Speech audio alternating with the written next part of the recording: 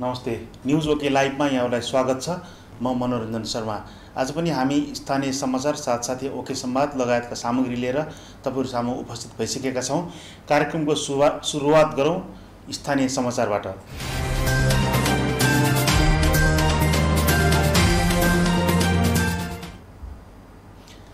स्थानीयको समाचारमा को सुरुवातमा बाढी पहिरोको समाचार।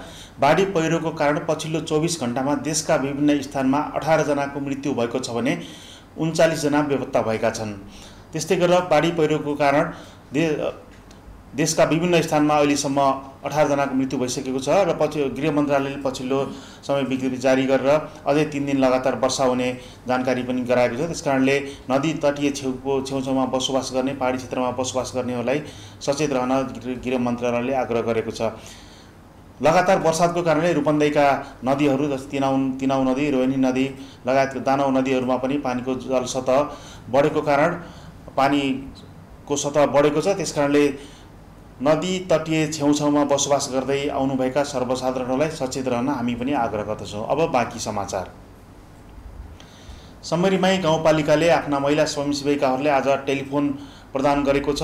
समरीमाई गाउँपालिकाले त्यहाँ कार्यरत महिला स्वयंसेविकाहरूलाई मोबाइल सेट हस्तान्तरण गरेको हो। गाउँपालिका कार्यालय अन्तर्गत रहेका 75 जना महिला स्वयंसेविकाहरूलाई गाउँपालिका स्वास्थ्य शाखा सेविका 15 जना महिलाहरूलाई मोबाइल सेट हस्तान्तरण गरेको गाउँपालिकाका स्वास्थ्य शाखा प्रमुख मुन्सी प्रसाद माझीले बताउनुभयो। शुक्रबार एक कार्यक्रमका बीच गाउँपालिकाका अध्यक्ष जितेन्द्र शुक्लाले स्वयंसेविकाहरूलाई सामसुङ कम्पनीको मोबाइल सेट हस्तान्तरण गर्दै उहाँहरूले स्वास्थ्यको क्षेत्रमा खेलेको भूमिका अतुलनीय रहेको बताउनुभयो।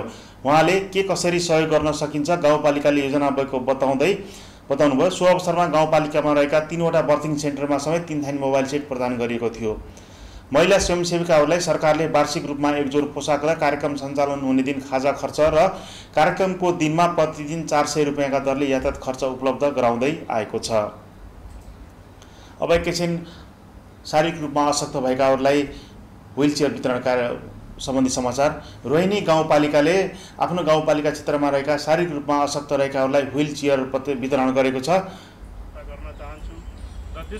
आज गाउँपालिका क्षेत्रमा आयोजित कार्यक्रममा आकस्मिक कार्यक्रमहरू धेरै जसो त्यसमा चाहिँ आउने छ भन्ने त्यो पनि जानकारी गराउन चाहन्छु र गाउँपालिकाबाट पनि हुने कार्यक्रमहरू पनि अब यो वर्ष चाहिँ विशेष गरी त स्वास्थ्यलाई नै देशले सबै निकायले हेरिरहेका छन्। त्यसकारणले स्वास्थ्यले बढी बजेट गरेको छ गाउँपालिकाबाट पनि र त्यसपछिको कृषिमा परेको छ जो कि सबभन्दा कृषि पेसामा आबद्ध छन्। त्यसपछि कृषि नै हामीले योपालि एकदमै महत्त्वपूर्ण तरिकाले राखेछौँ। जुन कि कृषिको कार्यक्रम अन्तर्गत नै यही सहकारीमा हाम्रो अहिले मलको अभाव छ, हामी तपाईँलाई झेलिरहेका छौँ। तर के चाहिँ समस्या छ, हामी आउने दिनमा त्यो समस्या नहोस् भनेर यो संस्थालाई पनि हामीले 10 लाख हस्तान्तरण गरेर अनुदानको रूपमा दिएका छौँ। त्यसरी चाहिँ नि हामीले प्रदेशबाट सङ्घबाट मान्यज्यूहरूले आफ्नो तरिकाले आफ्नो चाहिने पहुँचको हिसाबले धेरै सहयोग गर्दै आइराख्नु भएको छ। आगामी दिनमा गर्नुहुन्छ भन्ने आशा पनि लिएको छु। समग्र समाजको जनताको सहयोग रह्यो, आशीर्वाद रह्यो भने हामीले अहिले पनि 2 वर्ष कार्यकाल बचेको छ। त्यसमा सबैलाई सहयोग पुग्ने गरी कार्यक्रम हामी बनाउँदैछौँ भन्ने जानकारी गराउँदै आज यो कार्यक्रम पूर्ण रूपले सफलता पाएको छ भन्ने महसुस गरेछु। आफूलाई तपाईँहरूलाई यो वितरण गरेर आफूलाई पनि एउटा खुसी महसुस गरेछु भन्ने तपाईँ सबैलाई आउने दिनमा अझै हामीले गर्न सक्ने तपाईँहरूको लागि सहयोग गर्नुपर्ने ठाउँहरूमा हामीलाई चाहिँ तपाईँहरूले आदेश गरे भने पनि हुन्छ भाइ यो गरिदेऊ, भाउ यो गरिदेऊ भनिदिनु होला भने पनि म प्रयास गरेर तपाईँहरूको बिचमा आउने छु भन्ने जानकारी गराउँदै सम्पूर्ण उपस्थितिलाई पुनः यसरी धन्यवाद दिँदै आफ्नो भनाइहरू यही अन्त गर्छु। धन्यवाद, नमस्कार। मुख्यमन्त्री ग्रामीण विकास कार्यक्रम अन्तर्गत गाउँपालिकाले गाउँका शारीरिक रूपमा अशक्त रहेकाहरूलाई व्हीलचेयर वितरण गरेको हो र सो क्रममा गाउँपालिकाका अध्यक्ष सनोज कुमार यादवले गाउँपालिकाले स्वास्थ्य क्षेत्रलाई, कृषि क्षेत्रलाई प्राथमिकतामा पारेको बताउनुभयो। अब एकैछिन ब्याङ्कको निर्वाचन सम्बन्धी समाचार। तिनाउ मिसन डेभलपमेन्ट बैंकको सञ्चालक समितिको अध्यक्षमा जीवन प्रसाद ओझा निर्वाचित हुनुभएको छ। बुटोलमा प्रधान कार्यालय रहेको तिनाउ मिसन डेभलपमेन्ट बैंकको सञ्चालक समितिको अध्यक्षमा सञ्चालक समिति सदस्य जीवन ओझा निर्वाचित हुनुभएको हो। बैंकको साधारण सभा पश्चात बसेको सञ्चालक समितिको बैठकले ओझालाई सर्वसम्मतिले सञ्चालक समितिको अध्यक्षमा चयन गरेको बैंकले जनाएको छ। यसअगाडि बैंकको साधारण सभाले संस्थापक शेयर धनीको तर्फबाट जीवन प्रसाद ओझा, राजेन्द्र प्रसाद ओझा, ऋषिराम पाण्डे, शालिग्राम बेलवासे तथा सर्वसाधारण शेयर धनीको तर्फबाट विपिन पौडेल र अनिल प्रसाद श्रेष्ठलाई निर्विरोध निर्वाचित गरेको थियो।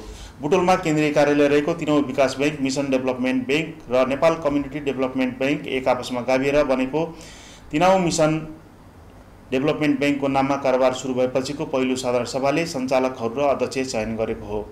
हाल बैंकको चुक्ता पुँजी 1 अर्ब 67 करोड 58 लाख रुपियाँ रहेको छ भने 15 अर्ब 50 करोड निक्षेप सङ्कलन गरी 12 अर्ब 52 करोड रुपियाँ कर्जा प्रवाह गरेको जनाएको छ। त्यस्तै हालसम्म 53वटा शाखा कार्यालयबाट बैंकले कारोबार गर्दै आएको छ। अब हामी एकैछिन चर्चा गर्छौँ निजी विद्यालयहरूको समस्याको विषयमा। पछिल्लो समय लकडाउनको कारणले निजी विद्यालयहरू पनि मर्कामा परिरहेका छन्। जसोतसो निजी विद्यालयहरूले परीक्षाफल प्रकाशित गरेका थिए, त्यस लगतै उनीहरूले पठन पाठन गर्न सकेका छैनन्। तर विद्यार्थीहरू विद्यालय जान सक्ने अवस्था रहेको छैन भने विद्यालय पनि खुलेका छैनन्। तर विद्यालयहरूले विद्यार्थीलाई घरमै बसेर अनलाइन क्लास मार्फत पढाउन सुरुवात गरेका छन् भने प्याप्सन एन्ड प्याप्सन लगायत सङ्घ संस्थाहरूले विभिन्न टेलिभिजनबाट पनि पठन पाठन सुरुवात गरिरहेका छन्। तर पछिल्लो समय निजी विद्यालयहरूले अभिभावकलाई पैसा विद्यालय अनलाइन क्लास पढाए बाबत शुल्क लिइरहेको विषयमा पनि चर्चामा आएको छ र सरकारले निःशुल्क पढाउनु अथवा चाहिँ शुल्क नलिनु भन्ने जानकारी गराउँदा हुँदै केही विद्यालयहरूले शुल्क लिएको भनेर पनि अभिभावकहरूले गुनासो गर्दै आएका छन्। यसै विषयमा कुराकानी गर्न हामीसँग भैरुवास्थित निजी विद्यालयहरूका संस्था सामूहिक विद्यालय परिवारका पूर्व अध्यक्ष, त्यस्तै गरेर भैरुवास्थित लुम्बिनी विजडम बोर्डिङ स्कुलका प्राचार्य र प्याप्सन प्रदेश 5 का सदस्य महेश भुर्तेल हामीसँग अहिले प्रत्यक्ष सम्पर्कमा हुनुहुन्छ। महेश सर, कार्यक्रममा तपाईँलाई स्वागत छ। जस्तो तपाईँको यो निजी विद्यालयहरूले अहिले विद्यालयहरूले अनलाइन क्लास सञ्चालन गरिरहेको अवस्था छ, तर अहिले पछिल्लो समय बजारमा एउटा चर्चा पनि आइरहेको छ कि अनलाइन क्लास सुरुवात गरे लगत्तै विद्यालयहरूले चाहिँ नि अभिभावकलाई रसिद फिस जम्मा गर्न आग्रह गरेको भन्ने पनि सुन्न आएको छ। यस्तो यो खास के हो सर यो कुराकानी?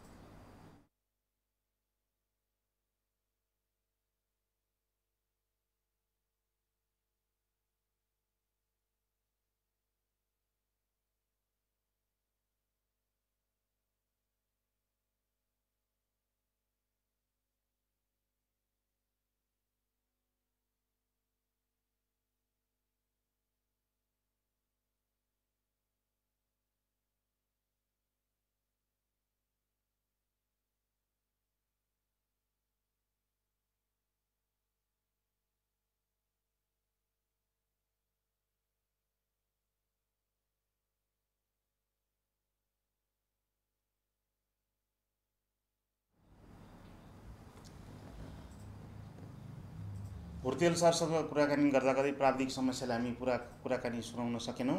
हामी उहाँसँग कुराकानी फेरि गर्ने प्रयास गर्छौँ। अब हामी एकैछिन उहाँलाई हामीले फेरि जोड्ने प्रयास गर्छौँ र एकैछिन हामी कोरोना भाइरसको अपडेटतर्फ लाग्दैछौँ।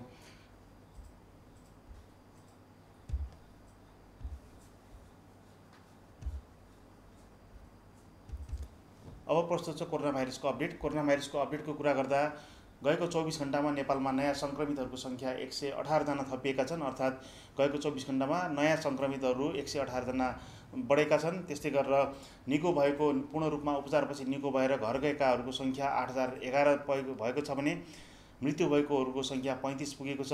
यो सबै जोडेर हेर्दा आजको दिनसम्म आउँदा जम्माजम्मी सङ्क्रमितहरूको सङ्ख्या 16,649 रहेको छ।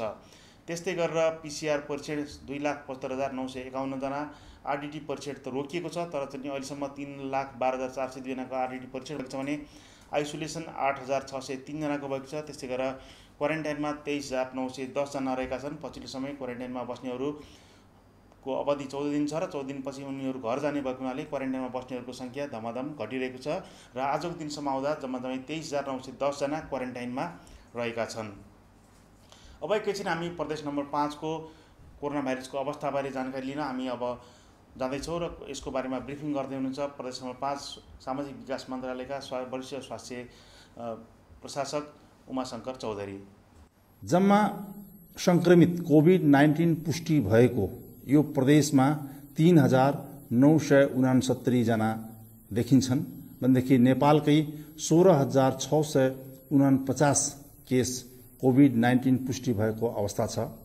यो प्रदेशमा 1,279 जना हाल उपचारमा रहेका छन्, आइसोलेसनमा रहेका छन् भनेदेखि निको भएर घर गएको, अस्पतालबाट डिस्चार्ज भएर घर गएको सङ्ख्या 2,652 केस रहेको छ। कोभिड-19 सङ्क्रमितहरूमध्येबाट मृत्यु पनि भएको छ। यो प्रदेशमा उहाँहरू 13 जनाको मृत्यु भएको छ र नेपालको मृत्यु सङ्ख्या हेर्ने हो भनेदेखि 35 पुगेको अवस्था चाहिँ छ।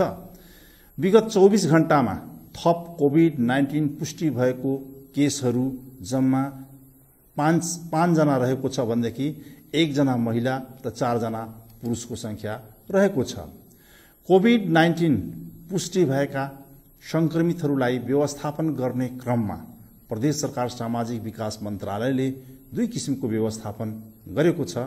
पहिलो, कोभिड-19 विशेष अस्पताल 4वटा छन्। ती 4वटै अस्पतालबाट कोभिड केस सङ्क्रमित भएको व्यक्तिहरूलाई खास गरेर मोडरेट, सिभियर, आइसियु अर्थात् भेन्टिलेटरको आवश्यकताबाट जसमा लक्षणहरू देखिएको छ उहाँलाई उपचार गर्नु पर्यो भनेदेखि कोभिड विशेष अस्पतालबाट गरिन्छ। ती 4वटा अस्पतालहरूको बारेमा सरसर्ती यहाँहरूको बीचमा राख्न चाहे।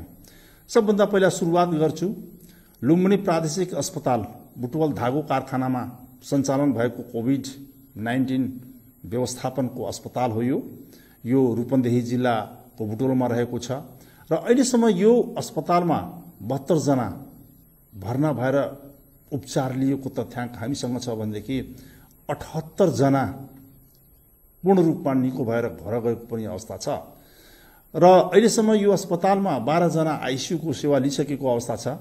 त्यसमध्ये आजको मितिमा 4 जना सामान्य बेडमा उपचार लिइरहेको अवस्था छ भनेदेखि 2 जना अझ पनि आइसियुमा हुनुहुन्छ। आइसियुमा मात्र होइन, उहाँ 1 जना भेन्टिलेटरको सहयोगले पनि सेवा लिइरहेको अवस्था बुटवल लुम्बिनी प्रादेशिक अस्पताल धागो कारखानाको रहेको छ। यसैगरी अर्को कोभिड-19 विशेष अस्पतालको रूपमा प्रदेश सरकार सामाजिक विकास मन्त्रालयले सञ्चालन गरेको अस्पताल भीम अस्पताल भैरवा रूपन्देहीमा रहेको छ र यहाँ अहिलेसम्म 98 जना भर्ना भएको तथ्याङ्क हामीसँग रहेको छ भनेदेखि 62 जना पूर्ण रूपमा निको भएर घर गएको पनि अवस्था यो अस्पतालको रहेको छ। यहाँ अहिले पनि 36 जना कोभिड-19 सङ्क्रमितहरू आइसोलेसन तथा उपचारको क्रममा रहेको अवस्था छ। यसैगरी अर्को महत्त्वपूर्ण अस्पताल भनेको सुशील कोइराला प्रखर क्यान्सर अस्पताल खजुरा बाँकेमा सञ्चालन रहेको यो अस्पताल हो। 92 जना अहिलेसम्म भर्ना भएको तथ्याङ्क हामीसँग छ। त्यसमध्ये 84 जना पूर्ण रूपमा निको भएर घर गएको अवस्था छ भने 8 जना अहिले पनि आइसोलेसन तथा उपचारको क्रममा खजुरा बाँके नेपालगञ्जमा रहेको तथ्याङ्क हामीसँग छ। यसैगरी अर्को महत्त्वपूर्ण कोभिड-19 विशेष अस्पताल बेलझुन्डी दाङमा सञ्चालनमा रहेको छ। यहाँ अहिलेसम्म 201 जना भर्ना भएको तथ्याङ्क हामीसँग रहेको छ भने 143 जना पूर्ण रूपमा निको भएर घर गएको पनि अवस्था छ र 58 जना अहिले पनि यो अस्पतालमा सेवा लिइरहेको अवस्था छ।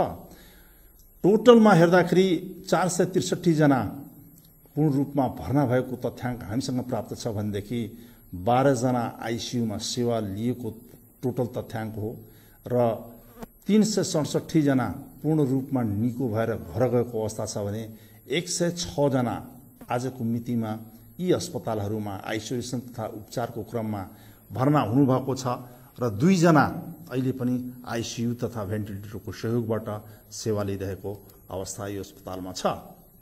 जम्मा संक्रमित कोभिड-19 पुष्टि भएको यो प्रदेशमा 3969 जना देखिन्छन् भनेदेखि नेपालकै 16649 केस कोभिड-19 पुष्टि भएको अवस्था छ। यो प्रदेशमा 1279 जना हाल उपचारमा रहेका छन्, आइसोलेसनमा रहेका छन् भनेदेखि निको भएर घर गएको अस्पतालबाट डिस्चार्ज भएर घर गएको संख्या 2652 केस रहेको छ। कोभिड-19 संक्रमितहरू मध्येबाट मृत्यु पनि भएको छ। यो प्रदेशमा उहाँहरू 13 जनाको मृत्यु भएको छ र नेपालको मृत्यु संख्या हेर्ने हो भनेदेखि 35 पुगेको अवस्था चाहिँ छ। विगत 24 घण्टामा थप कोभिड-19 पुष्टि भएको केसहरू जम्मा 5 जना रहेको छ भनेदेखि 1 जना महिला र 4 जना पुरुषको संख्या रहेको छ। कोभिड-19 पुष्टि भएका संक्रमितहरूलाई व्यवस्थापन गर्ने क्रममा प्रदेश सरकार सामाजिक विकास मन्त्रालयले 2 किसिमको व्यवस्थापन गरेको छ। पहिलो, कोभिड-19 विशेष अस्पताल 4वटा छन्। ती 4वटै अस्पतालबाट कोभिड केस संक्रमित भएको व्यक्तिहरूलाई खास गरेर मोडरेट, सिभियर, आइसियु अर्थात् भेन्टिलेटरको आवश्यकताबाट जसमा लक्षणहरू देखिएको छ उहाँलाई उपचार गर्नु पर्यो भनेदेखि कोभिड विशेष अस्पतालबाट गरिन्छ। ती 4वटा अस्पतालहरूको बारेमा सरसर्ती यहाँहरूको बीचमा राख्न चाहे। सबभन्दा पहिला सुरुवात गर्छु। लुम्बिनी प्रादेशिक अस्पताल बुटवल धागो कारखानामा सञ्चालन भएको कोभिड-19 व्यवस्थापनको अस्पताल हो। यो रूपन्देही जिल्लाको बुटवलमा रहेको छ र अहिलेसम्म यो अस्पतालमा 72 जना भर्ना भएर उपचार लिएको तथ्याङ्क हामीसँग छ भनेदेखि 78 जना पूर्ण रूपमा निको भएर घर गएको पनि अवस्था छ र अहिलेसम्म यो अस्पतालमा 12 जना आइसियुको सेवा लिइसकेको अवस्था छ। त्यसमध्ये आजको मितिमा 4 जना सामान्य बेडमा उपचार लिइरहेको अवस्था छ भनेदेखि 2 जना अझ पनि आइसियुमा हुनुहुन्छ। आइसियुमा मात्र होइन, उहाँ 1 जना भेन्टिलेटरको सहयोगले पनि सेवा लिइरहेको अवस्था बुटवल लुम्बिनी प्रादेशिक अस्पताल धागो कारखानाको रहेको छ। यसैगरी अर्को कोभिड-19 विशेष अस्पतालको रूपमा प्रदेश सरकार सामाजिक विकास मन्त्रालयले सञ्चालन गरेको अस्पताल भीम अस्पताल भैरवा रूपन्देहीमा रहेको छ र यहाँ अहिलेसम्म 98 जना भर्ना भएको तथ्याङ्क हामीसँग रहेको छ भनेदेखि 62 जना पूर्ण रूपमा निको भएर घर गएको पनि अवस्था यो अस्पतालको रहेको छ। यहाँ अहिले पनि 36 जना कोभिड-19 संक्रमितहरू आइसोलेसन तथा उपचारको क्रममा रहेको अवस्था छ। यसैगरी अर्को महत्त्वपूर्ण अस्पताल भनेको सुशील कोइराला प्रखर क्यान्सर अस्पताल खजुरा बाँकेमा सञ्चालन रहेको यो अस्पताल हो। 92 जना अहिलेसम्म भर्ना भएको तथ्याङ्क हामीसँग छ। त्यसमध्ये 84 जना पूर्ण रूपमा निको भएर घर गएको अवस्था छ भने 8 जना अहिले पनि आइसोलेसन तथा उपचारको क्रममा खजुरा बाँके नेपालगञ्जमा रहेको तथ्याङ्क हामीसँग छ। यसैगरी अर्को महत्त्वपूर्ण कोभिड-19 विशेष अस्पताल बेलझुण्डी दाङमा सञ्चालनमा रहेको छ। यहाँ अहिलेसम्म 201 जना भर्ना भएको तथ्याङ्क हामीसँग रहेको छ भने 143 जना पूर्ण रूपमा निको भएर घर गएको पनि अवस्था छ र 58 जना अहिले पनि यो अस्पतालमा सेवा लिइरहेको अवस्था छ। टोटलमा हेर्दाखेरि 463 जना पूर्ण रूपमा भर्ना भएको तथ्याङ्क हामीसँग प्राप्त छ भनेदेखि 12 जना आइसियुमा सेवा लिएको टोटल तथ्याङ्क हो र 367 जना पूर्ण रूपमा निको भएर घर गएको अवस्था छ भने 106 जना आजको मितिमा यी अस्पतालहरूमा आइसोलेसन तथा उपचारको क्रममा भर्ना हुनुभएको छ र 2 जना अहिले पनि आइसियु तथा भेन्टिलेटरको सहयोगबाट सेवा लिइरहेको अवस्था यो अस्पतालमा छ। प्रदेश 5 को कोरोना भाइरसको अपडेट जानकारी गराउँदै हुनुहुन्थ्यो प्रदेश 5 सामाजिक विकास मन्त्रालयका वरिष्ठ स्वास्थ्य प्रशासक उमाशंकर चौधरी। अब एउटा सानो विश्रामपछि हामी ओके संवाद लिएर आउँदैछौँ। ओके संवादमा आज हामीसँग हुनुहुन्छ हाम्रा अतिथि पाहुनाको रूपमा आउँदै हुनुहुन्छ हाम्रा पूर्व कृषि तथा सहकारी राज्य मन्त्री ओम प्रकाश यादव गुल्जारी।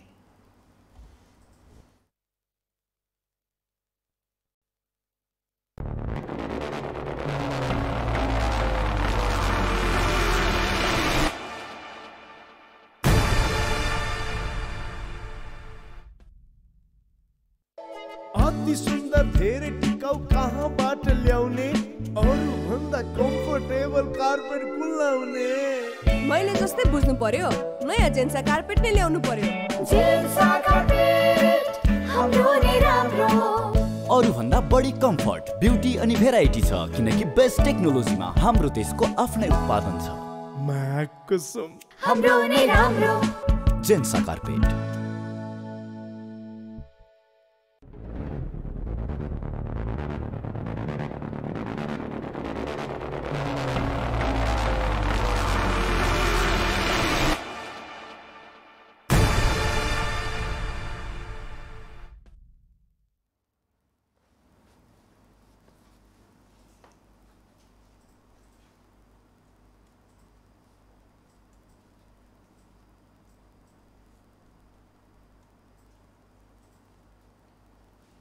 छोटो विश्रामपछि स्वागत छ। अब पालो ओके संवादको र आज ओके संवादका हाम्रा अतिथि हुनुहुन्छ मर्चवार क्षेत्रका नेता पूर्व राज्य मन्त्री कृषि तथा सहकारी राज्य मन्त्री ओम प्रकाश यादव गुल्जारी। ओम प्रकाश यादव गुल्जारी चाहिँ तपाईँ कार्यक्रममा स्वागत छ। धन्यवाद। यो भाइरस रिमुभर लगाउने आग्रह गर्छु, यो लगाउनु होला।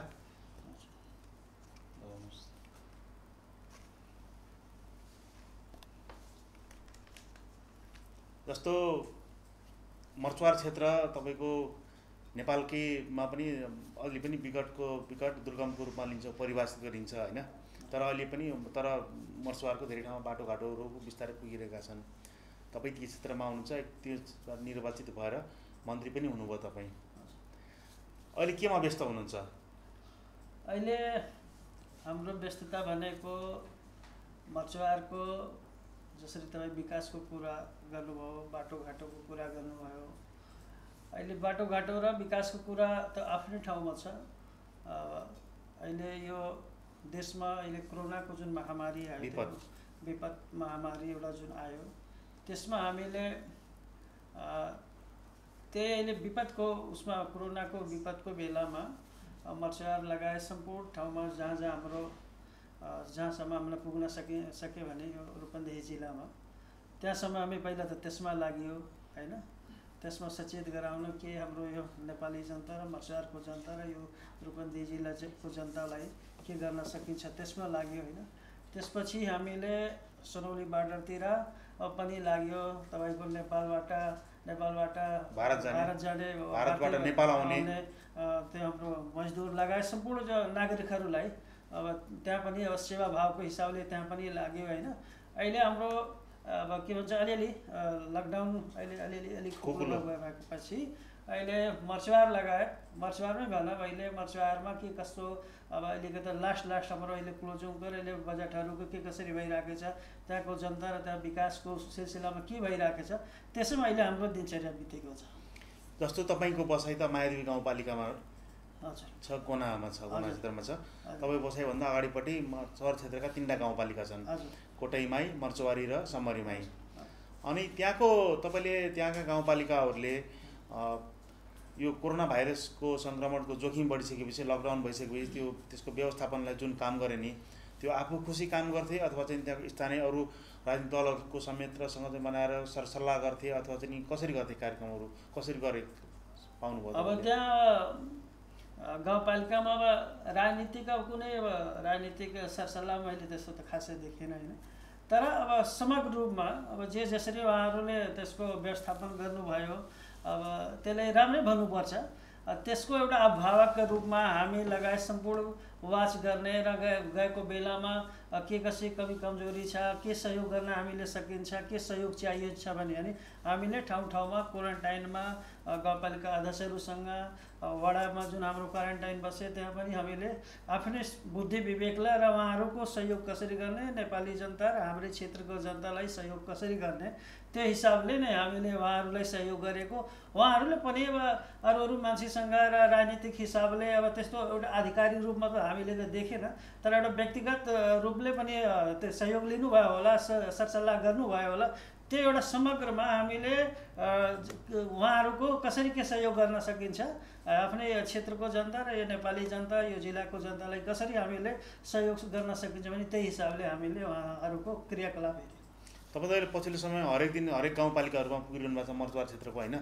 अब के छ, अब अझै पनि भारतबाट मर्चवार क्षेत्रमा रहेका नागरिकहरू अलि पनि आइरहेछन् अथवा चाहिँ नेपालका अन्य क्षेत्रका मान्छेहरू पनि त्यो नाकाबाट आइरहेछन् लुकी छिपी अहिले? अहिले त्यस्तो केही छैन। अहिले अब त्यो त क्लोज नभनौँ तर क्लोज पर्सेन्टेजको हिसाबमै अब 99% त्यस्तो क्लोजतिरै नै जाउँ। अहिले अब इन्डियाबाट नेपालमा अब आउने मान्छे त्यहाँ भेटाउन सक्नुहुन्न, यताबाट पनि उता जाने मान्छे भेटाउन सक्नु त्यस्तो छैन अहिले त्यो। तर अझै पनि यो क्षेत्रको रूपन्देही जिल्लाको मान्छेहरू त छन् नि अझै पनि इन्डियामा काम गर्न गएको? इन्डियामा छन्। अब इन्डियामा छन्। अब त्यो बेला जब हाम्रो सुनौली जुन नाका थियो, नाका नखुलेको बेलामा यसो चुरुलीका जुन अनलिगल बाटोहरू छ त्यो अनलिगल बाटो गाउँको जुन अहिले बाटो छ त्यस्तो आउँथ्यो। अहिले सुनौली नाका खुलिसकेपछि अब यही जिल्लाको कुरा गरौँ, यहाँको सबै नागरिकहरूको सुनौलीबाट लिगल रूपमा जानुपर्छ भनेर अहिले यतैबाट अब जसले पनि आउँछ सुनौलीको र बेलैयाको जुन हाम्रो नेपाल र भारतको सीमा छ त्यो लिगल रूपमा आउँदैछन्। अहिले गाउँको चोर बाटोबाट अहिले कसैले आए छैन भने त्यस्तो। यही कोरोनाको एउटा क्वेसन म गर्न तपाईँसँग राख्न चाहेँ। मर्चवार क्षेत्रको मात्र होइन, तपाईँको देशका प्रायः अधिकांश स्थानीय तहले सञ्चालन गरेको क्वारेन्टाइनको व्यवस्थापन, क्वारेन्टाइनमा बस्नेहरूलाई जुन खानाको व्यवस्थापन हुन्थ्यो, त्यस्तै गरेर राहत वितरण भयो नि, देशभरि राहत वितरण त्यो कहीँ पनि पारदर्शी भएन। आफ्नो मान्छे नजिक, आफ्नो गरिब विपन्न हुँदैन, नजिकका आफ्नो पार्टी निकट मान्छेलाई बाँड्यो भन्ने आरोप मर्चवार मात्र होइन देशभरि लागेको, देशभरिकै स्थानीय तहहरूमा लाग्दै आएको कुरा, सुन्दै आएको कुरा हो। यहाँ हाम्रो भैरवमा पनि लाग्यो, वरिपरि सबै ठाउँमा लागेको कुरा हो। त्यहाँ तपाईँले कस्तो पाउनुभयो? अब समग्रमा पनि भनौँ, मर्चवारकै पनि भनौँ होइन, मापदण्डको जुन हाम्रो एउटा मापदण्ड नेपाल सरकारको जुन अब कोरोनाको जुन एउटा विपदको क्वारेन्टाइनको जुन मापदण्ड हुन्छ त्यो मापदण्डको हिसाबले हामीलाई क्वारेन्टाइनमा जाँदाखेरि त्यो मापदण्डभित्र पाइएन, मापदण्डको विपरीत नै पाइयो होइन। अब मर्चवारकै कुरा गरौँ, अरूको ठाउँको पनि कुरा गरौँ, मापदण्ड जुन मापदण्ड थियो त्यो कोरोनाको हाम्रो विपदको जुन थियो त्यो मापदण्डभित्र परेन। अरू हाम्रो जुन अहिले अब तपाईँको राहत सामग्रीको कुरा पनि आयो, मर्चवार लगायत सबै ठाउँको कुरा पनि त्यस्तै आइरहेको छ। जहाँ राहत पुग्नुपर्ने हो, जुन गरिब विपद परिवारलाई पुग्नुपर्ने हो त्यहाँसम्म पुगे होला। अब त्यस्तो त्यसलाई त हामीले अब पुगेको छैन भने भन्न सकिन्न, तर पर्सेन्टेजको हिसाबले त्यस्तो जुन मान्छेलाई हाम्रो राहत सामग्री दिनुपर्छ त्यहाँसम्म पुगेन। अब जसको बोलबाला छ, अलि चल्ता पूर्जा छन्, अब के गाउँपालिकाको अध्यक्ष हुन् या वडाध्यक्ष, त्यसको अगाडि पछाडि हिँड्ने, अगाडि पछाडि गर्ने मान्छे नै त्यो राहततिर पनि अब आफ्नो ध्यान पुर्याएर त्यो लिए। गरिबसँग जुन यसले राहत पुग्नु पर्थ्यो, जसले आवश्यकता थियो, जसले भोको बस्छ नि भोको, त्यसलाई त राहतको बारेमा थाहा हुन्छ कि राहत भनेको के हो, राहत भनेको के हो, गरिबी भनेको के हो। त्यस्तो मान्छेलाई पर्सेन्टेजको हिसाबमा त्यस्तो मान्छेसम्म पुगेको छैन। अलिअलि पुग्यो होला, अलिकता राहतमा पनि चलखेल भएछ। जुन हिसाबले राहत बाँड्नुपर्छ त्यो हिसाबले राहत बाँडेको छैन। तर अब जुन राहतमा त्यति बेला सुरुवातमै बाँडियो, 11 गते लकडाउन भयो, त्यो तत्कालै बाँड्न सुरुवात गरे। जुन अहिले चाहिँ आवश्यकता थियो, अब वास्तवमा बाँड्नुपर्ने समय अहिले होइन? हजुर, सुरुमा त अहिले तत्कालै गरिदियो भने त अलिक केही हदसम्म त मान्छेले त धान्छ नि त, चल्छ नि त। अहिले राहतको आवश्यकता छ, अहिले 10 दिन 15 दिन 20 दिन अगाडि पनि राहतको आवश्यकता छ, अहिले पनि छ मान्छेको राहतको आवश्यकता। अहिले बाँड्ने बेलामा अब राहत छैन, अब जुन अब अलिअलि ध्यान छु भने त्यो बेलामा अलिकता नपायो भने चल्छ भने त्यो बेलामा राहत बाढी हो होइन।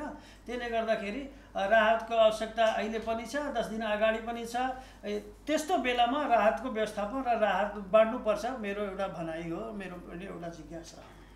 किनकि अब तपाईँको यो लकडाउन त मानिज्यू जस्तो तपाईँको लकडाउन त अब तपाईँको 7 गतेसम्म साउन 7 गतेसम्म विस्तार छ सरकारले गर्यो। त्यसपछि अब वर्ष के हुन्छ थाहा छैन, किनकि भारतको हाम्रो छिमेकी देश भारतको युपीमा पनि अब सायद भोलिदेखि नै आज राति 12 बजेदेखि त भोलिदेखि तपाईँको लकडाउन थप गरेको छ, विस्तार गरेको छ। त्यहाँ खुकुलो थियो, खुकुलो गरेपछि तपाईँको यो चाहिँ जोखिम बढ्यो भने फेरि लकडाउन थप गरेको छ। अब यसले गर्दा अब हाम्रो देशमा पनि पछिल्लो समय जुन त्यति बेला सुरुमा लकडाउन सुरुवात गरे त्यति बेला सङ्क्रमण कम थियो, जोखिम कम थियो, तर अहिले पछिल्लो समय हेरिहाल्नुमा दिनदिनै मान्छे 100देखि 150देखि तपाईँको 700-800मा बढिरहेका छन्।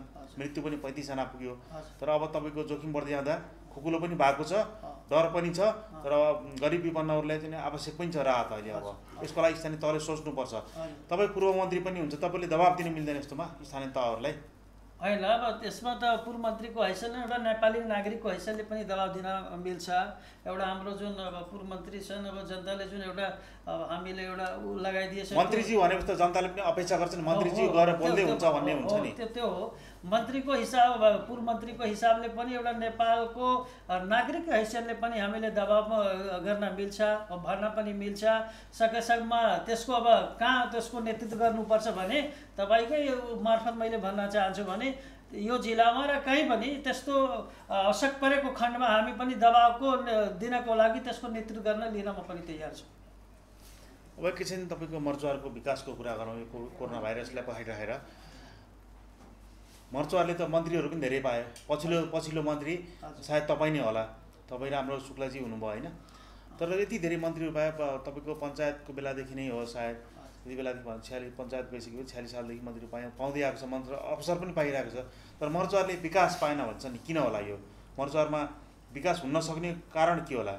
अब मर्चुवारको विकासको जहाँसम्म कुरा छ, मर्चुवारमा पहिलादेखि नै अब त्यहाँ अलिकता के भन्छ भने जिम्मेदारहरूको शासन हुने, जिम्मेदारी एउटा प्रथा थियो नि त्यो बेलामा, जिम्मेदारीको शासनहरू हुने। अब मर्चुवारले त थुप्रैजनाले जन्मायो। मर्चुवारबाट गभर्नर जन्मायो, मर्चुवारबाट प्रधान न्यायाधीश जन्मायो, मर्चुवारको एउटा सेन्टरको रूपमा डाक्टर केआई सिंहलाई पनि हामीले लियौँ होइन।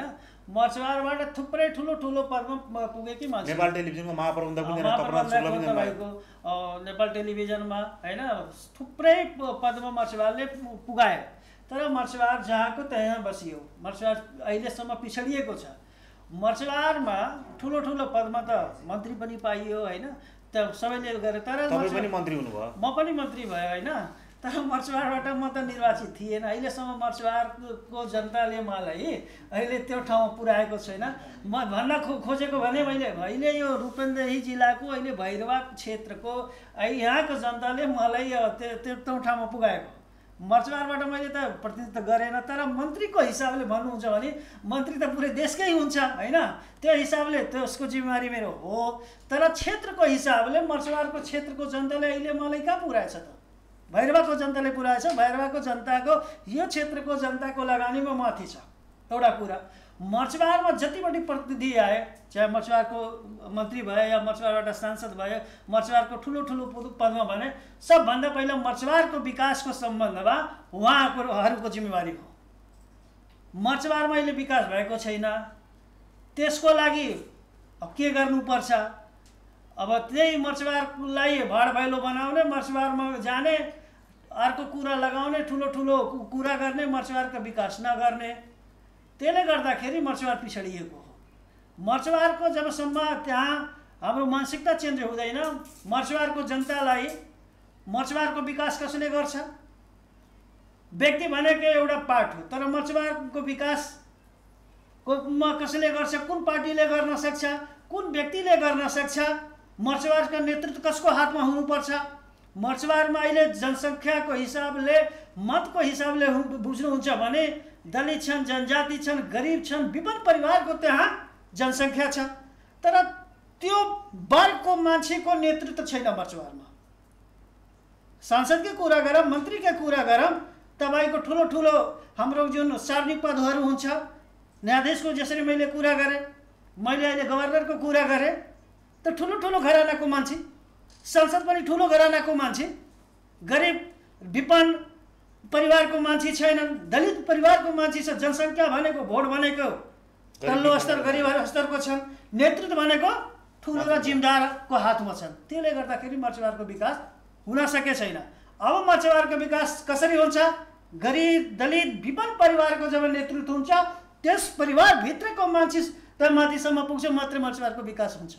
भनेपछि अबको निर्वाचनमा पनि अब आउने स्थानीय भनौँ तपाईँको सङ्घीय निर्वाचनमा तपाईँ मर्चवारबाट नेतृत्व गर्न आतुर हुनुहुन्छ, यसरी बुझौँ? अब आतुर होइन, मर्चवारको जनताको गरिब दलित विपन्न परिवार जुन यहाँ पिछडिएको जनताहरू छन्, पिछडिएको जुन हाम्रो समुदायहरू छन्, उहाँहरूको नेतृत्व गर्नको लागि गरिब किसान विपन्न परिवार र पिछडिएको मर्चवारको जनताको नेतृत्व गर्न म तयार छु।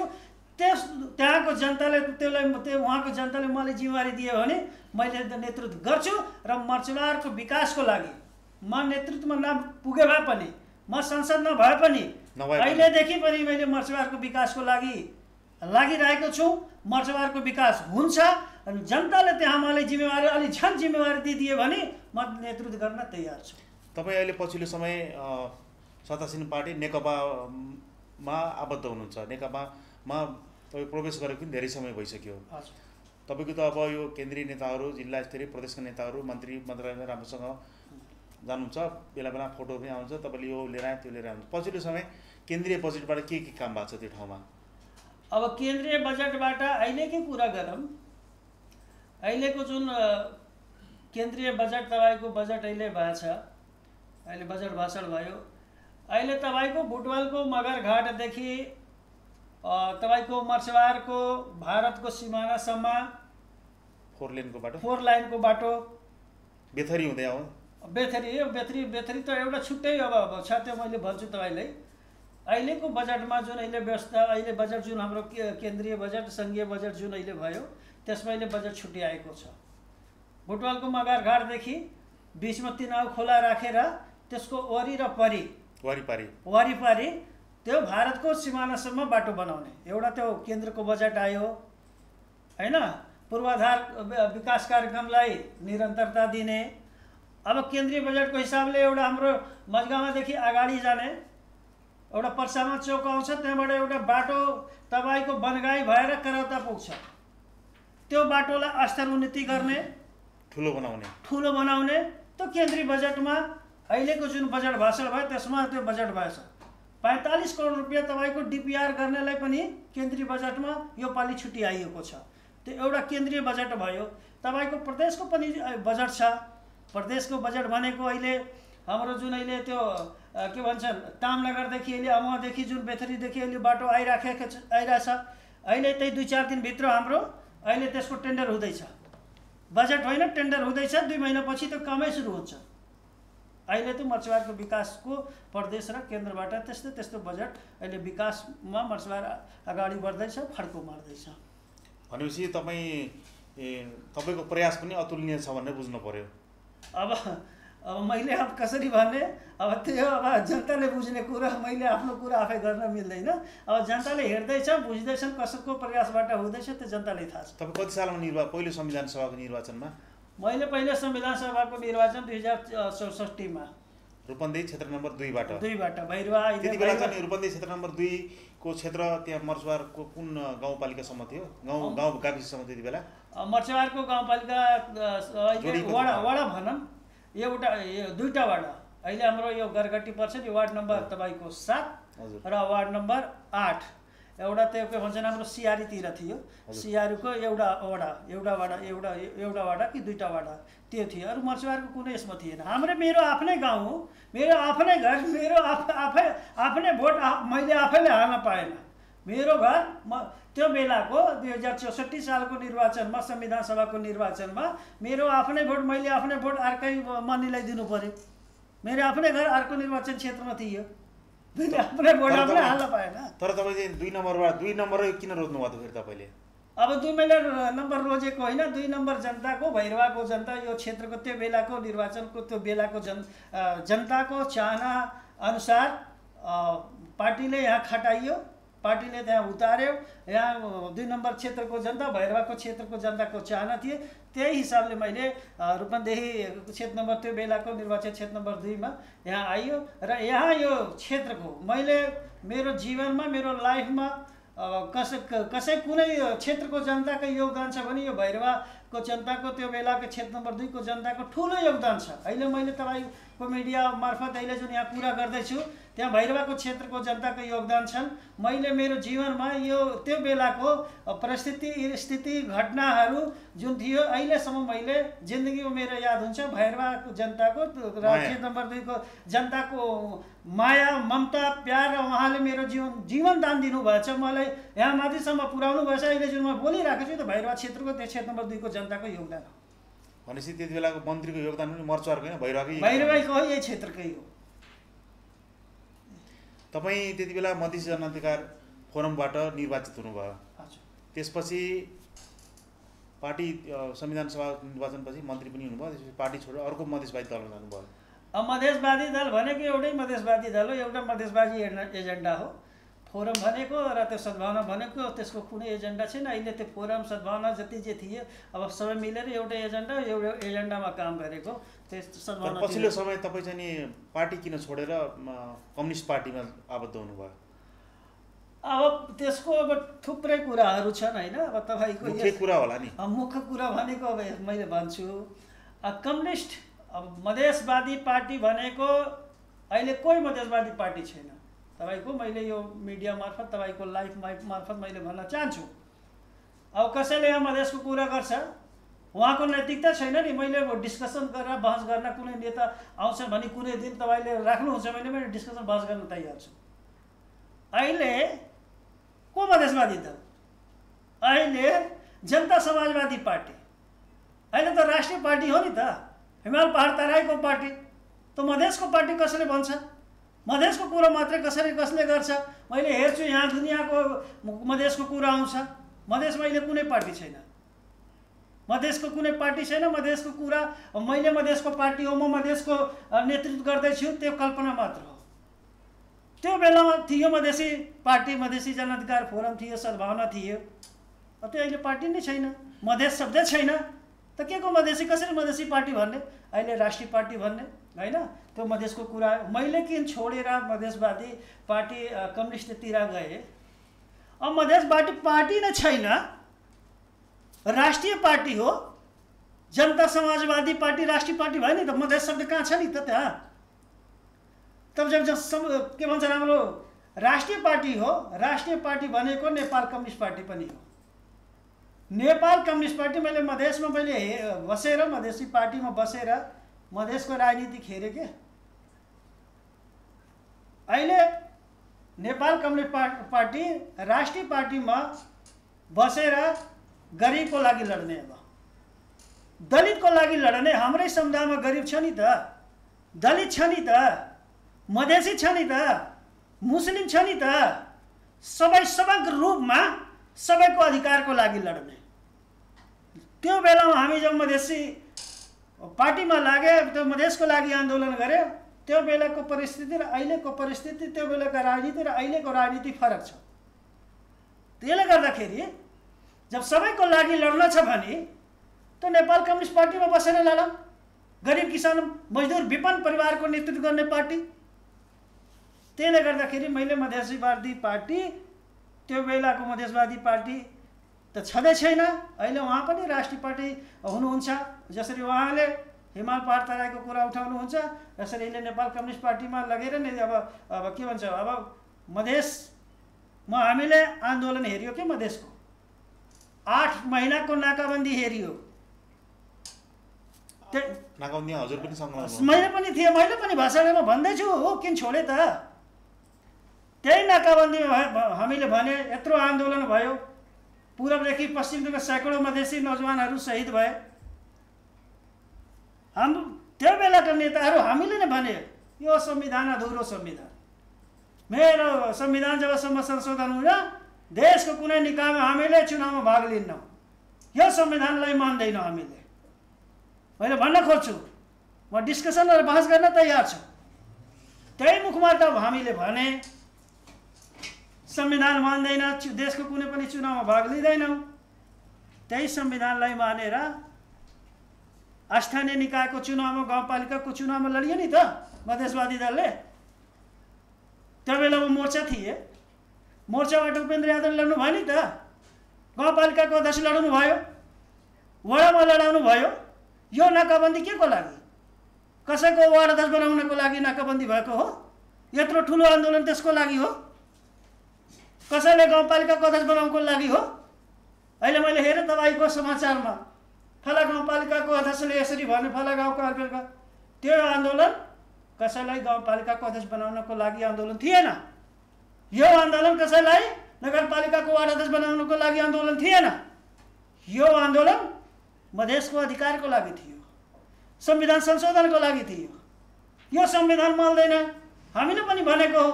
राजेन्द्र माधव, महान ठाकुर लगायत सब नेताले भने, ठुलो ठुलो यो कार्यक्रम भयो। 8 महिना नाकाबन्दी भयो, नेपाली जनताले शास्ति भयो हुनु पर्यो के? यो संविधानले मानेर, यो संविधानले मानेर तपाईँ नै स्थानीय निकायको चुनावमा लड्नु भयो नि त, मान्नु भयो नि त। यो संविधान संसद विधायकको चुनाव लड्नु भयो नि त। यही ठुलो ठुलो भाषण दिने मान्दैन यो संविधान, चुनावमा माग्दैन त। कसरी लिनुभयो, कसरी मान्नु त? त्यो संविधान मान्नुभयो। त्यसले गर्दाखेरि यत्रो मेचीदेखि महाकालीसम्म सैकडौँ नौजवान, मधेसी नौजवान शहादत प्राप्त गरे।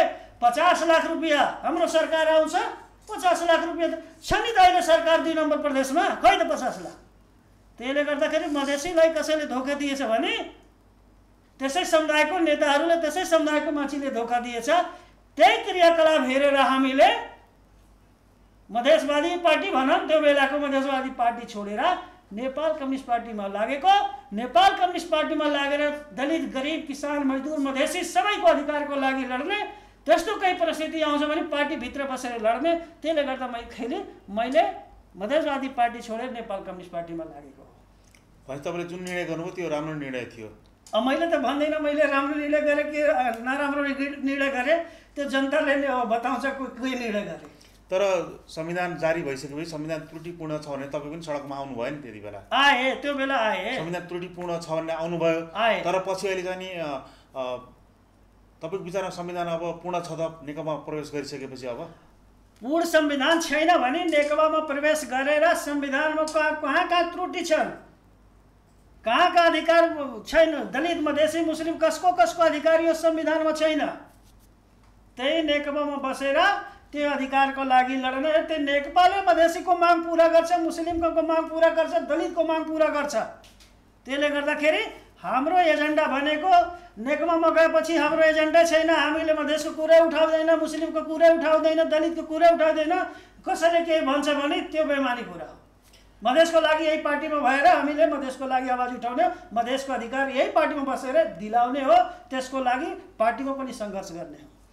तर अहिले जुन सरकारले विधेयक लिएर आएको छ, नागरिकता विधेयक छ नि, सुन्नुभयो नि तपाईँले? हजुर। यो अहिले त्यसको जुन धेरै बहस चलेछ बजारमा, यो तराई मधेसमा विशेष गरी सोपमा सडकमा प्रदर्शनहरू भइरहेका छन्। यसलाई कसरी हेर्नु तपाईँले फेरि? अब नागरिकताको जो समस्या छ होइन, अब संसारको जुनसुकै देश हो, भारत हो, नेपाल हो, भुटान हो, चाइना हो, अमेरिका हो, जापान हो, त्यो देशको आफ्नै छुट्टै संविधान हुन्छ। त्यो देशमा कार्यपालिका, व्यवस्थापिका, न्यायपालिका हुन्छ। अब भारतको संविधान, भारतको नागरिकता, पाकिस्तानको, भुटानको, नेपालको छुट्टै छुट्टै आफ्ना ऐनहरू छन्, विधानहरू छन्। त्यो ऐन र विधानमा पार्लियामेन्टले, संसदमा कसरी के हुन्छ होइन, त्यो हिसाबले जाने हो। नागरिकताको जुन समस्या छ, कहीँ त्रुटि छन्, अब कहीँ त्रुटि छन् भने त्यसलाई सरकारले सच्याउँछन्। सरकार गलत भएछ भने त्यसले सच्याउँछ। अब यो विधानै खराब भयो, यस्तो भयो, त्यस्तो भयो, त्यो भन्न मिल्दैन। तर पनि कहीँ त्रुटि छ, कहीँ समस्या छ भने त्यो सरकारले सच्याउँछ। उहाँहरूले मात्रै होइन, हामीले मात्रै ठेक्का लिएछौँ यो नागरिकताको लागि। मधेसको लागि को मधेसको ठेकेदार, को नागरिकताको ठेकेदार हो? गलत छ भने नेपाल कम्युनिस्ट पार्टी भित्र बसेको मान्छेले पनि त्यो गलत कुरालाई गलत भन्छ। त्यो पार्टीमा पनि सङ्घर्ष गर्छ, उठाउँछ कुरा, यहाँ त्रुटि छ, यो गलत छ, यसलाई सच्याउनुहोस्। अब कसैले भन्छ उहाँ नै यो नागरिकताको ठेकेदार हो, म मधेसको ठेकेदार हो भने अब कसैको ठेकेदार यहाँ चल्नेवाला छैन। नागरिकताको समस्या यो गम्भीर समस्या हो। कहाँ त्रुटिपुट छ त्यो त्रुटिपुटलाई त्यसको हेरेर त्यो समस्या समाधानतिर जानुपर्छ। गलत छ भने त्यसले सच्याउनुपर्छ, गलत छैन भने त्यसलाई धेरै इस्यु बनाउनु हुँदैन। भनेपछि तपाईँको विचारमा अब यो देशको विकास गर्ने एक मात्र पार्टी भने नेकपा नै हो। अब एक पार्टी मैले कसरी भन्ने, तर मलाई जसरी लाग्छ, मलाई मात्रै होइन, अहिले नेपाली जनताले यो देशको 3 करोड जनताले हेर्दैछ। राजतन्त्रदेखि प्रजातन्त्र, प्रजातन्त्रदेखि संयुक्त लोकतान्त्रिक गणतन्त्रदेखि अहिलेसम्म कसैले विकास गर्दैछ, कसैले विकासमा फड्को मार्दैछ, त यही नेपाल कम्युनिस्ट पार्टीको नेतृत्वमा अहिले देश जुन अहिले अगाडि बढ्दैछ, विकासमा जुन फड्को मार्दैछ, मैले भन्दैन कि मेरो भनाइ होइन, यो 3 करोड नेपाली जनताको भनाइ हो। यही पार्टीले, यही सरकारले यो देशको मुहार फेर्छ। त्यसको सुरुवात भइसकेको छ। जनताको भनाइ हो, मेरो भनाइ होइन। तर तपाईँको पार्टीको केन्द्रीय तहमा पनि त कुर्सीको लागि झगडा अहिले छ नि बेस गरी, यसलाई के भन्नुहुन्छ फेरि? अब त्यहाँ पनि त आएर सत्ताको लागि लडाइँ छ त आखिर एउटै पार्टीमा पनि, कसलाई फाल्ने कसलाई राख्ने भन्ने विषयमा। अब मैले हजुरलाई के भन्छु भने तपाईँको प्रधानमन्त्रीले भन्नुभयो फेरि मलाई भारतले हटाउन खोज्यो भनेर भन्नुभयो। पछि त्यही पार्टीलाई मिलाउन चीन आयो, चीनका राजदूतलाई प्रयोग गराइयो। अब प्रधानमन्त्रीले के कुरा भन्नुभयो त्यो प्रधानमन्त्रीजीको व्यक्तिगत कुरा हो होइन। तर मैले अब के भन्न चाहन्छु भने पार्टीको नेपाल कम्युनिस्ट पार्टीकै नेताहरूले ओलीजीलाई सम्हाल्यो, प्रधानमन्त्री ओलीजीलाई हटाउनुपर्छ, फाल्नुपर्छ, भारतले मलाई हटाउन खोजे, चाइनाबाट के आयो। मैले मेरो समग्रमा बुझाइ के हो भने नेपाल कम्युनिस्ट पार्टी यो देशको ठुलो विशाल पार्टी, नेपाल कम्युनिस्ट पार्टी ठुलो विकास विशाल पार्टीको यो नेपाल सरकार भन्न खोजेको मैले के हो, त्यो ठुलो पार्टी हो। थरी थरीको विचारको मान्छे आउँछन् पार्टीमा लाग्छन्।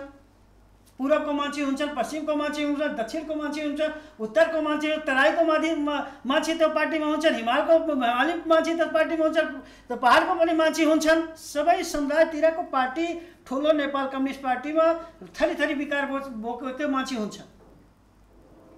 त्यहाँ डिस्कसन हुन्छन्, बहस हुन्छन्। हाम्रो एउटा आफ्नो सानो परिवार हुन्छ, तपाईँको परिवार होला, मेरो परिवार होला, बुवा र छोरामा पनि मतभेद हुन्छ, वाइफ र हस्बेन्डमा मतभेद हुन्छ, कुरा मिल्दैन। कहिले कहिले के 6 महिना, एक महिनासम्म बोलचाल पनि हुँदैन। बुवा र छोराको बिचमा मतभेद हुन्छ, बोलचाल पनि हुँदैनन्, डिस्कसन हुन्छन्, बहस हुन्छन्। हाम्रो एउटा सानो परिवारमा पनि डिस्कसन र बहस हुन्छन्। यस्तो कुनै परिस्थिति आउँछ भने हस्बेन्ड र वाइफको बिचमा 1 महिना, 2 महिना, वर्षसम्म पनि हाम्रो के भन्छ बोलचाल पनि हुँदैन। त्यो पार्टी भनेको नेपाल कम्युनिस्ट पार्टी ठुलो विशाल पार्टी हो। थरी थरी विचार बोकेको मान्छे हो त्यहाँ छन्, त्यहाँ डिस्कसन हुन्छ, त्यहाँ बहस हुन्छन्, कुरो मिल्दैनन्, बाजाबाज हुन्छन्। त्यसले गर्दाखेरि अब कुरै नगर्ने, बहस नगर्ने, बहस गर्दैनन्, कुरै गर्दैनन् भने त के को पार्टी? त्यसले गर्दा त्यो समग्र रूपमा यो पार्टीभित्र बसेको सबै परिवार हुन्। परिवारभित्रै पार्टीभित्र बहस गर्न पाइन्छन्, आफ्नो विचार राख्न पाइन्छन्। त्यसलाई भने यसो भने त्यो केही हुँदैन भने पार्टीमा विचार राख्छन्। अब विचार राखेपछि यस्तो हुन्छ त्यस्तो हुन्छ त्यो नेगेटिभ कुरा गर्नु हुँदैन। पार्टी भनेको पार्टी हो, सबैले विचार राख्छन्। यो सरकारलाई केही हुँदैन, यो सरकार चल्छ, सबै आपसमा कुरा मिल्छ। अब हामी कार्यक्रमको लगभग अन्त्यतिर आइसकेका छौँ गुलारीज्यू। अब तपाईँ एउटा मर्चवार क्षेत्रमा तपाईँ बसाइ चाहिँ नि महादेवी गाउँपालिकामा छ, तपाईँ एउटा सहकारीको अध्यक्ष पनि हुन्छ। कुनै बेला त्यस क्षेत्रमा ब्याङ्किङ कारोबार नहुँदाखेरि तपाईँको सहकारीले चाहिँ नि राम्रो भूमिका खेलेको थियो र सानो सानो पुँजीहरूलाई चाहिँ नि सङ्कलन गरेर त्यहीँनिर परिचालन गर्नलाई चाहिँ मद्दत पुर्याएको थियो। सहकारीको अवस्था के छ? लकडाउनले कतिको, यो कोभिडले कतिको प्रभाव पार्यो सहकारीहरू? अब लकडाउनले, अब कोभिडले। सहकारी संस्थाको नाम के हो अरे? मेरो सहकारी संस्थाको साना किसान कृषि सहकारी संस्था लिमिटेड भनौँ। पहिला त हाम्रो पुरानो गुना थियो। कति सदस्य छन् त्यसमा? अहिले हाम्रो 3000 जति समथिङ सदस्यहरू छन्। अब अहिले त अब गुना थियो, अहिले मायादेवी 86 भयो। अब लकडाउनले मेरो सहकारीलाई मात्रै होइन, यो लकडाउनले समग्र रूपमा पुरै देशमा नै प्रभाव पार्यो होइन। अब सहकारी होस्, बैंक होस्, या उद्योगिक व्यापारी हुन्, या सर्वसाधारण यो देशको सम्पूर्ण नागरिकलाई नै प्रभाव पार्यो। प्रभावमा त्यो प्रभाव हाम्रो सहकारीमाथि पनि पर्छ होइन। अब त्यसलाई त्यसरी बुझौँ, सहकारी होइन, अब समग्र रूपमा देशभरमाथि नै प्रभाव छ, त हाम्रो सहकारीमा त प्रभाव भइहाल्छ, त्यो प्रभाव नहुने कुरो भएन। अनि जस्तै त्यो सहकारीबाट कर्जा लिएर जाने पनि छन्, त्यो समूहमा अथवा व्यक्तिगत रूपमा कर्जा लिएर जान्छन्, त्यस्तोको लागि कर छुटको व्यवस्था अथवा के गर्नु, ब्याजमा चाहिँ हर्जानामा छुट, ब्याजमा सबै छ। अब त्यो त अब सहकारी भनेको हाम्रो स्वामित्वमा हुने हो, स्वतन्त्र भने सहकारी भनेको स्वतन्त्र हुन्छ, त्यसले गर्दा जनतै नै त्यसको मालिक हो, जनतैको सबै पैसा हो, जनता नै त्यसैको मालिक हो। अब जनतालाई अब सहुलियत, जनतालाई छुटहरूको जनताले जसरी चाहन्छ त्यसको अब हाम्रो त्यहाँ कमिटीहरू छन्, त्यो कमिटीमा छलफल गर्ने, जनताको भनाइअनुसार हामी हिँड्ने हो, त्यही जनताको भनाइअनुसार हामीले अगाडि बढ्ने। जनताले अब छुट चाहिन्छ भने उहाँहरूको पैसा हो, त्यो हामीले छुट पनि अहिले दिँदैछौँ। त अरू केही त्यसमा सुविधाहरू चाहन्छ भने जनताको जुन कुरा आउँछ त्यो हिसाबले हामीले निर्णय गरेर अगाडि बढ्छौँ। जस्तो अब अन्तिममा एउटा प्रश्न, स्थानीय तहहरूले बजेट पनि यो आगामी आर्थिक वर्षलाई 77-78 को लागि बजेट नीति कार्यक्रमको बजेट पनि सार्वजनिक गरिसके। तपाईँले लगभग सबैको त्यहाँ हेर्नुभयो होला, सुन्नुभयो होला, पढ्न पाउनुभयो होला। तिनीहरूले प्राथमिकताका आधारमा कृषि स्वास्थ्यलाई छुट्याएछन्, कस्तो तपाईँले बजेटलाई कस्तो मान्नु भएको छ? मर्चवार क्षेत्र प्लस तपाईँको मायादेवी क्षेत्र भनौँ न, बनगाईदेखि उता पश्चिम दक्षिणतिरको क्षेत्रमा। अब सहकारीमा त मायादेवी र तपाईँको मर्चवारमै भनौँ, यो बजेटको कुरा गर्दा बजेटमा कुरा गर्दा सहकारीले खासै अहिले त्यो हेरेन होइन। म पनि एउटा सहकारीको होइन, समग्र जुन बजेट अहिले विनियोजन गरेका छन् नि गाउँपालिकाहरूले, गाउँपालिकाको बजेटलाई चाहिँ कसरी हेर्नु भएको छ तपाईँले? विगतमा चाहिँ गाउँपालिकामा बजेट भनेको त बजेट जुन आउँछन् परिषदहरूमा, बजेट जुन आउँछन् गाउँपालिकाहरूको त राम्रै नै लाउँछन् बजेट होइन।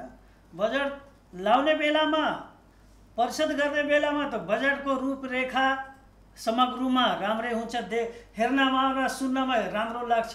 तर त्यो कार्यान्वयनमा जाँदाखेरि जुन हिसाबको कार्यान्वयनमा जानुपर्छ, बजेट सदुपयोग हुनुपर्छ, त्यो हुन सकेको छैन। त्यसले गर्दाखेरि बजेट राम्रो आउँछ नि त, तपाईँ कार्यान्वयनमा जाँदाखेरि तर बजेट अनुसार काम भएछ कि भएन भने तपाईँलाई पनि अनुगमन बनाउने रहेछ नि गाउँपालिकाहरूले। हजुर, तपाईँले अनुगमन गरेको फोटोहरू पनि सार्वजनिक सञ्जालमा राख्नुभएको थियो, कस्तो पाउनु भएको थियो त्यो काम? अब समग्र रूपमा अब भनौँ, अब नामै छुट्याएर भन्नु परेन, अब सबै कुन गाउँपालिकाको के कसरी समग्र रूपमा अब भन्न चाहन्छु। समग्र रूपमा बजेटको हिसाबले जुन बेला बजेट बन्छन् र हाम्रो परिषद हुन्छन्, बजेटको रूपरेखा हुन्छन्, त्यो हिसाबले अहिले अनुगमन गर्दाखेरि अब जसरी बजेटमा जनताको खुन पसिनाको पैसा सदुपयोग हुनुपर्छ, सदुपयोग हुनुपर्छ, त्यो हिसाबले सदुपयोग भएको छैन। भ्रष्टाचार बढेको छ, मर्चवारमा पनि बढेको छ, अन्त ठाउँमा पनि बढेको छ, अरू क्षेत्रमा पनि बढेको छ।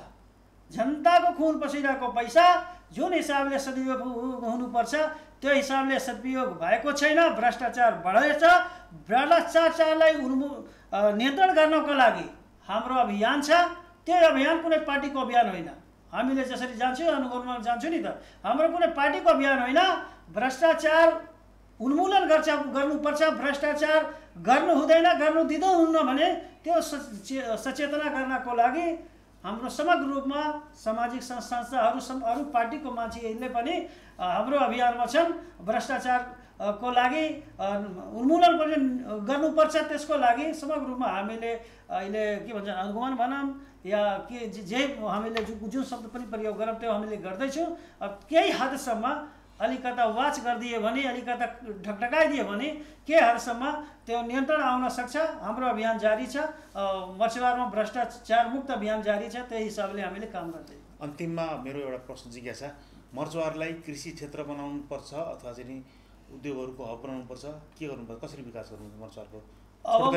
मर्चवारमा कृषि हब बनाउनको लागि अब थुप्रै ठाउँहरू, त्यही मर्चवार कृषि नै एउटा ठाउँ हो होइन। अब हबको रूपमा अब मर्चवार भनेको तपाईँको मायादेवीलाई पनि मर्चवारमा कसैले जोड्छ, तर त्यो सिद्धार्थ नगरपालिकाको सटेको ऊ हो।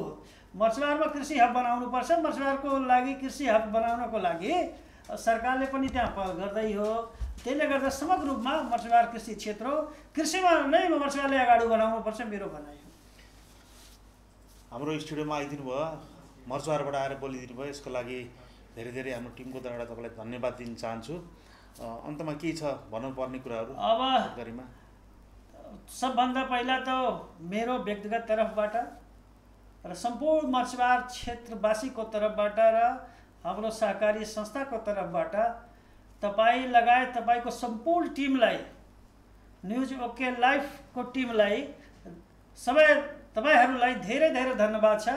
मेरो कुरा तपाईँले मर्चवारवासीलाई या यो जिल्लावासीलाई, यो समग्र सुन्ने श्रोताहरूलाई पुर्याइदिनु भएकोमा तपाईँ र तपाईँ लगायत सम्पूर्ण टिमलाई मेरो तर्फबाट धेरै धेरै र हार्दिक धन्यवाद दिन चाहन्छु।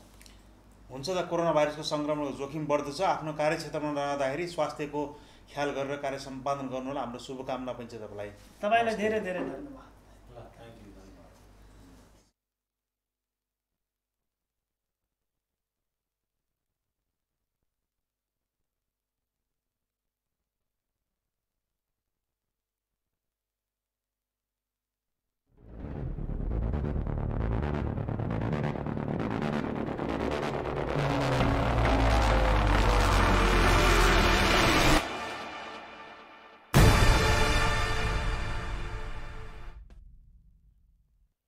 अति सुन्दर धेरै टिकाउ कहाँबाट ल्याउने, अरू भन्दा कम्फर्टेबल कार्पेट कुन लाउने? मैले जस्तै बुझ्नु पर्यो, नयाँ जेन्सा कार्पेट नै ल्याउनु पर्यो। जेन्सा कार्पेट हाम्रो नै राम्रो। अरू भन्दा बढी कम्फर्ट, ब्युटी अनि भेराइटी छ किनकि बेस्ट टेक्नोलोजीमा हाम्रो देशको आफ्नै उत्पादन छ। कसम हाम्रो नै राम्रो। जेन्सा कार्पेट।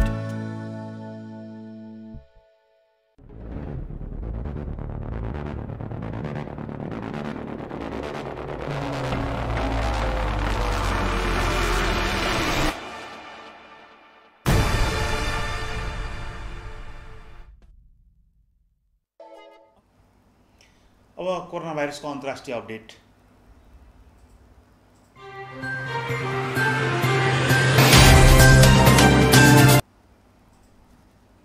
अन्तर्राष्ट्रिय अपडेटको कुरा गर्दा यो समयसम्म विश्वभरमा कोरोना भाइरस सङ्क्रमितहरूको सङ्ख्या 1,24,56,841 पुगेको छ। त्यस्तै गरेर पूर्ण रूपमा निको भएर घर जानेको सङ्ख्या 72,60,840 पुगेको छ भने मृत्यु हुनेको सङ्ख्या 5,58,717 पुगेको छ। त्यस्तै गरेर देशवाइज कुरा गर्दा सबैभन्दा बढी प्रभावित अमेरिकामा 32,36,047 जना प्रभावित भइसकेको छन्। त्यहाँ मृत्यु हुनेको सङ्ख्या 1,35,978 पुगेको छ। त्यस्तै गरेर ब्राजिलमा 17,62,000 प्रभावित भएका छन्, पुष्टि भइसकेको छ केसेसहरू। त्यहाँ 69,316 जना मृत्यु भइसकेको छ। त्यस्तै गरेर भारतमा 8 लाख नागिसकेको छ सङ्क्रमितहरूको सङ्ख्या। त्यस्तै गरेर मृत्यु हुनेको सङ्ख्या 21,776 पुगेको छ। अब कार्यक्रमको अन्ततिर आइसकेको छ, हामी मौसम सम्बन्धी जानकारी।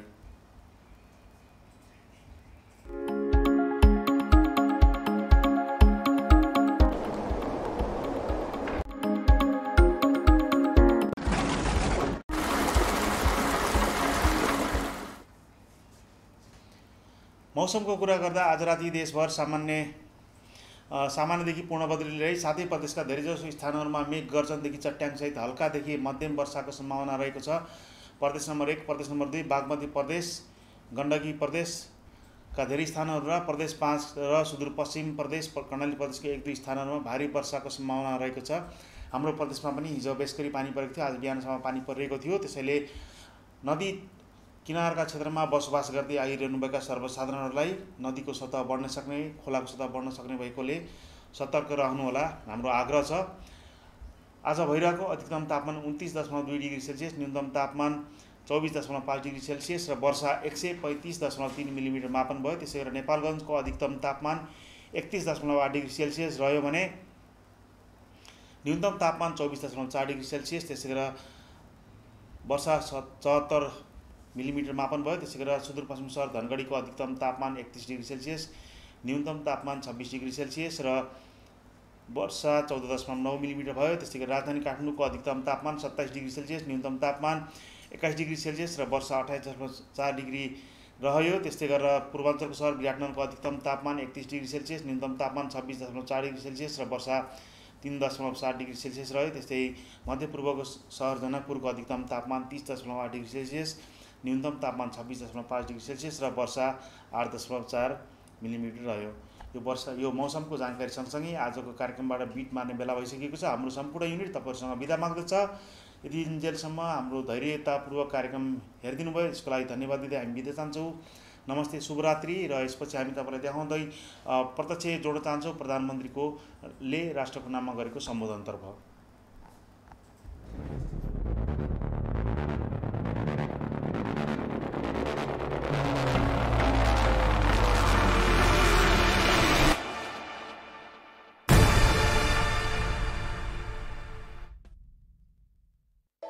अति सुन्दर धेरै टिकाउ कहाँबाट ल्याउने, अरू भन्दा कम्फर्टेबल कार्पेट कुन लाउने? मैले जस्तै बुझ्नु पर्यो, नयाँ जेन्सा कार्पेट नै ल्याउनु पर्यो।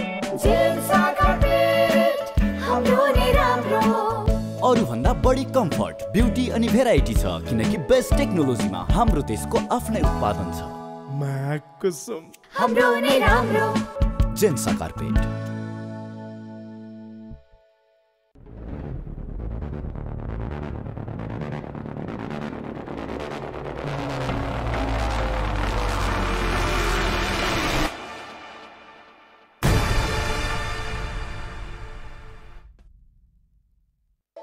अति सुन्दर धेरै टिकाउ कहाँबाट ल्याउने, अरू भन्दा कम्फर्टेबल कार्पेट कुन लाउने? मैले जस्तै बुझ्नु पर्यो, नयाँ जेन्सा कार्पेट नै ल्याउनु पर्यो। जेन्सा कार्पेट हाम्रो नै राम्रो। अरू भन्दा बढी कम्फर्ट, ब्युटी अनि भेराइटी छ किनकि बेस्ट टेक्नोलोजीमा हाम्रो देशको आफ्नै उत्पादन छ। कसम हाम्रो नै राम्रो। जेन्सा कार्पेट।